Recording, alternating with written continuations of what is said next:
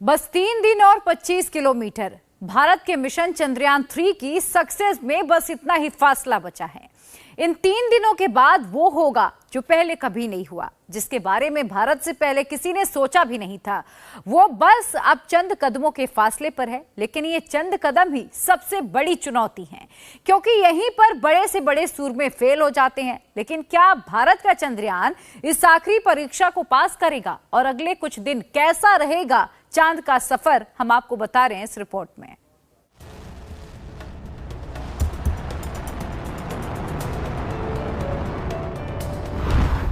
भारत का moon mission final stage में पहुंच चुका है। चांद पर चंद्रयान 3 के लैंडिंग का काउंटडाउन शुरू हो चुका है। चंद्रयान 3 का दूसरा और फाइनल डीबूस्टिंग ऑपरेशन पूरा हो गया है। इस ऑपरेशन के बाद लैंडर की चंद्रमा से दूरी 25 किलोमीटर रह गई। अब 23 अगस्त का इंतजार है, जब चांद की सतह पर सॉफ्ट लैंडिंग के साथ ही भारत इतिहास रच देगा और ऐसा करने वाला दुनिया का चौथा देश बन जाएगा। लेकिन अब सवाल है कि चंद्रयान 3 चांद की सतह तक का सफर कैसे तय करेगा। पहले इसका जवाब आपको देते हैं। इस प्रक्रिया के तहत चंद्रमा पर उजाले का इंतजार करता हुआ लैंडर मॉड्यूल चांद की सतह से 25 किलोमीटर की न्यूनतम दूरी और 134 किलोमीटर की अधिकतम दूरी पर चंद्रमा के ऊपर चक्कर काटता रहेगा।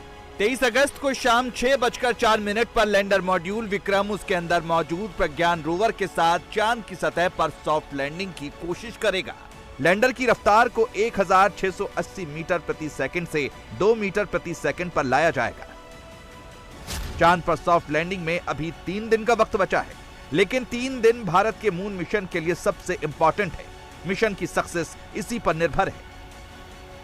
पहले से ही जो हमारा ऑर्बिटर चंद्रयान 2 का चंद्रमा की कक्षा में चक्कर लगा रहा है, उसने चांद पर जहां पर हमें सॉफ्ट लैंडिंग करनी है और साथ ही साथ मून मैपिंग की जितनी भी तस्वीरें हैं वो ऑलरेडी विक्रम लैंडर जो हमारा चंद्रयान 3 मिशन के साथ गया है उसके ऑनबोर्ड कंप्यूटर्स की मेमोरी में डाल दी गई हैं।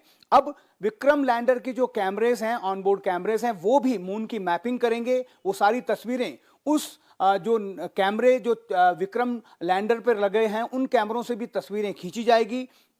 दोनों तस्वीरों को जो कंप्यूटर है उसका मिलान करेंगे और जैसे ही ये तस्वीरें मैच हो जाएंगी, विक्रम लैंडर को भी इस बात का अंदाजा लग जाएगा, एग्जैक्ट स्पॉट का पता लग जाएगा जहां पर विक्रम लैंडर को प्रज्ञान रोवर के साथ सॉफ्ट लैंडिंग करनी है। तो ये सारी प्रक्रिया अगले 3 दिनों में होगी और जैसे ही चंद्रमा की सतह पर धूप खिलेगी, उस दिन हमारा विक्रम लैंडर चांद की सतह पर सॉफ्ट लैंडिंग की अपनी यात्रा को शुरू कर देगा।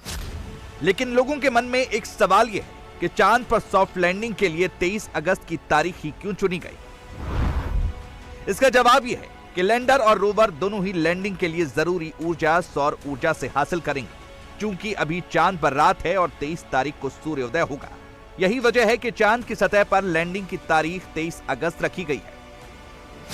देखिए, वहाँ जो है अभी सूर्योदय नहीं हुआ जहाँ हम जाना चाह रहे हैं, और सूर्योदय के बाद जो है सूर्य को करीब 6 डिग्री आसमान में कम से कम ऊंचा होना चाहिए। तो वो एक तो उस समय का इंतजार है। उससे पहले की जो भी तैयारी है वो हमारी आप देखेंगे कि जो सॉफ्टवेयर में वो ट्रेजेक्ट्री के जो रीचेक है वो सब का सब वो होना है, तो वो समय मिल गया है। तो इस बीच में जो है तस्वीरें ली जानी है, उनका लैंडर के अंदर की जो उसके कंप्यूटर में जो मेमोरी है उसके साथ तस्वीरों को मैच करना है।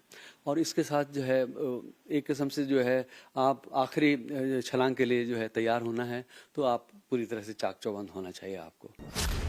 इसरो के वैज्ञानिकों को पूरा यकीन है कि इस बार उनका मिशन सक्सेसफुल होगा। लेकिन सवाल है कि इस मिशन की सक्सेस से भारत को क्या हासिल होगा। वो क्या है जिसकी तलाश में भारत का मून मिशन लॉन्च किया गया। वो कौन से तत्व हैं जिनकी खोज चांद पर की जाएगी। पदार्थ की जो कंपोजिशन है उसमें जो है, जैसे हमको मालूम है कि वहाँ आयरन है और एल्यूमिनियम, मैग्नीशियम, ये सब है। हम जानना चाहते हैं कि क्या वहाँ रेयर अर्थ एलिमेंट्स भी हैं, तो टाइटेनियम और इस प्रकार से कुछ और पदार्थ। हीलियम 3 की भी लगातार बात हो रही है। हीलियम 3 जो है वो एक बड़ा प्रॉमिसिंग फ्यूल है, फ्यूचर फ्यूल है। कब हम उसको सफिशिएंट मात्रा में हासिल कर सकेंगे, उसको पृथ्वी पर ला सकेंगे और यहाँ पर जो है फ्यूजन रिएक्टर्स में उसके जरिए जो है वो अपार ऊर्जा जिसके लिए कहा जाता है क्लीन ऊर्जा वो हम कब कर पाएंगे, वो तो जो है आने वाला समय बताएगा। इस विषय में विभिन्न प्रकार के एक्सपेरिमेंट्स चल रहे हैं, लेकिन हीलियम का वहाँ से उत्खनन करके उसको यूजेबल हालत में यहाँ लेके आना, वो एक पूरी तरह से एक अलग साइंस है। पिछली बार के मिशन में भी यहां तक के पड़ाव को आसानी से पार कर लिया गया था, लेकिन चूक कहां हुई थी जिसकी वजह से मिशन सक्सेसफुल नहीं हो पाया था और अपने टारगेट को अचीव करने में चंद्रयान 2 असफल रहा। दरअसल चंद्रयान 2 को 7 सितंबर 2019 को लॉन्च किया गया था, लेकिन विक्रम लैंडर में तकनीकी गड़बड़ी के बाद इसका इसरो से संपर्क टूट गया था, जिसकी वजह से लैंडर से किसी भी तरह का संवाद स्थापित नहीं किया जा सका। ये चांद की सतह से महज 400 मीटर पहले ही संपर्क से दूर चला गया। चंद्रयान 2 का उद्देश्य चांद की सतह पर सॉफ्ट लैंडिंग था, लेकिन ट्रैजेक्टरी में बदलाव और रफ्तार में कमी नहीं हो पाने की वजह से लैंडर और रोवर प्रज्ञान चांद की सतह पर क्रैश हो गया। लेकिन इस बार ये गलती दोबारा न हो और चंद्रयान 3 अपने टारगेट को अचीव करने में सफल रहे। इसके लिए लैंडर की पूरी सॉफ्टवेयर तकनीक को बदल दिया गया है। लैंडर के पायों यानी लेग्स को इतना मजबूत बनाया गया ताकि अगर किसी बड़े गड्ढे में भी लैंडिंग करनी पड़े तो वो मजबूती से लैंडिंग कर सके।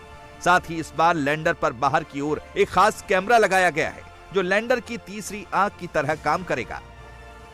इसे लेजर डॉपलर वेलोसीमीटर कहा जाता है। इस कैमरे से निकलने वाली लेजर किरणें लगातार चांद की सतह से टकराती रहेंगी, जिससे कंट्रोल रूम में बैठे वैज्ञानिकों को इस बात का पता चलता रहेगा कि लैंडर का वेग कितना है और उसे समय रहते कंट्रोल किया जा सकेगा।